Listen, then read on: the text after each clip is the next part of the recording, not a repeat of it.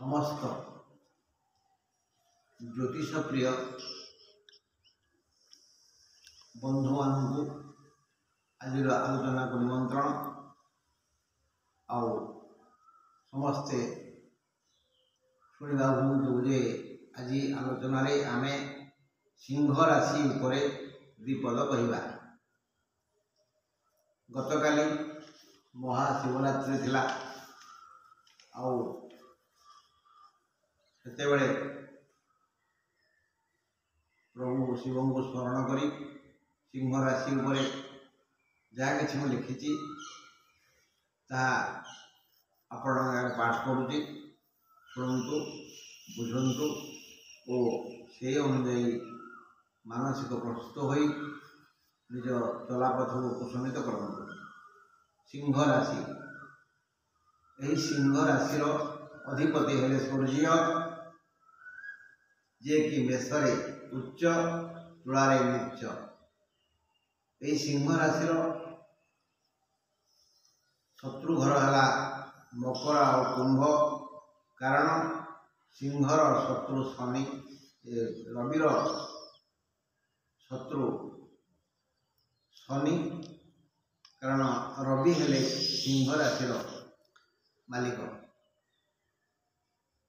रवि बा सूर्य जदिव शनि की भल पाती कारण शनि पुओ कि शनि रवि को शत्रु दृष्टि देखे। मंगल भी शनिर शत्रु हेतु रवि के साहाय्य करे। रवि मंगल एकत्रित हेले शनि किछि करि पारेनि। एई सिंह राशि मालिक रवि एबे कुंभरे शनि कुंभरे बुध अर्थात सिंह कन्या तुला बिछा धनु मकर कुंभ सप्तम स्थान अच्छा सिंह राशि शनि सप्ताह पड़ी किंतु शुभ खबर शनि एवं सुप्त तेणु से जमी उत्पात करुले जहाँ को जमी कष्ट दबार थिला दे सारी से सुप्त तापरे तांकर उत्थान हम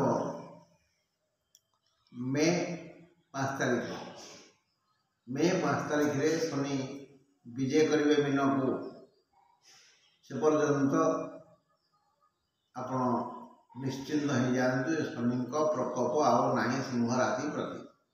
शनि सप्ताह जो पड़ी सिंह राशि प्रति से शनि एवं ख्यात शोई पड़।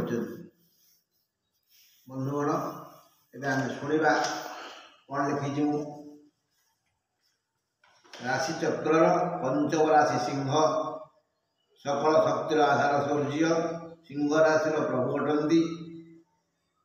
रवि उत्तरायण समय जेपरी जार मृत्यु हुए से मोक्ष प्राप्त हुए सेहीपरि यही उत्तरायण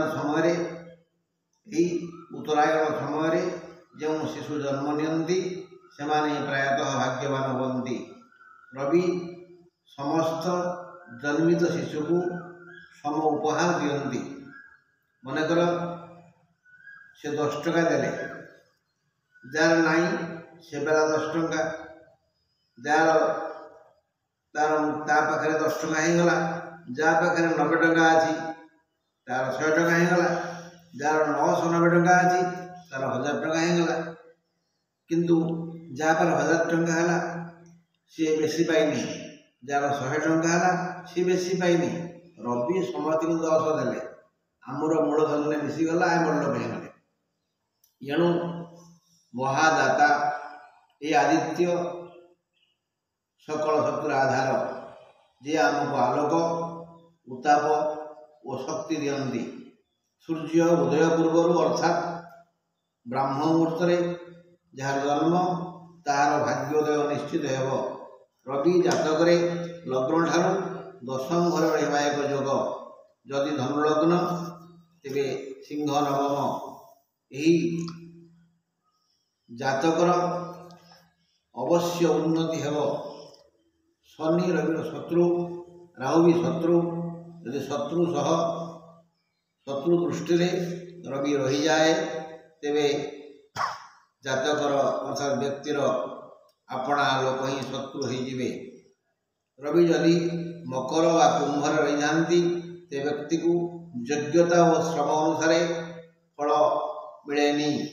सिंह राशि एवं शनि सप्ताह एवं शनि अस्त एणु शनिर प्रकोप कमी जाइछि।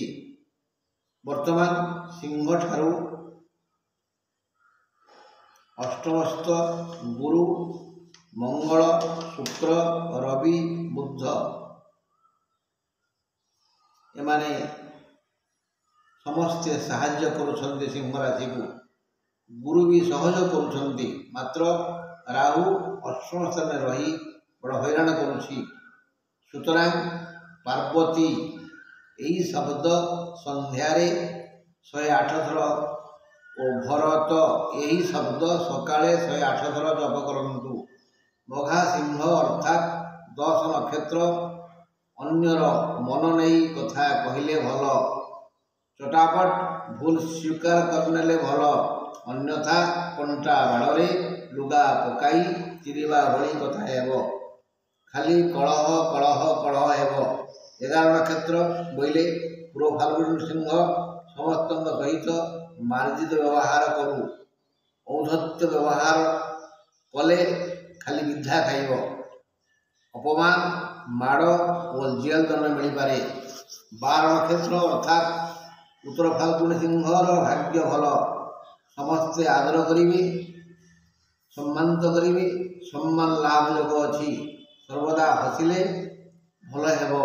अष्टम राहु कबलरू राम रक्षा कवच रक्षा करिवो। राम रक्षा कवच शुणु बा पाठ करंतु। आपणकर मंगल एवं जगतर मंगल मोरी मंगल हम, कारण मोर श्रोता बंधु मान आनंद रहे। जय ज्योतिष। नमस्कार।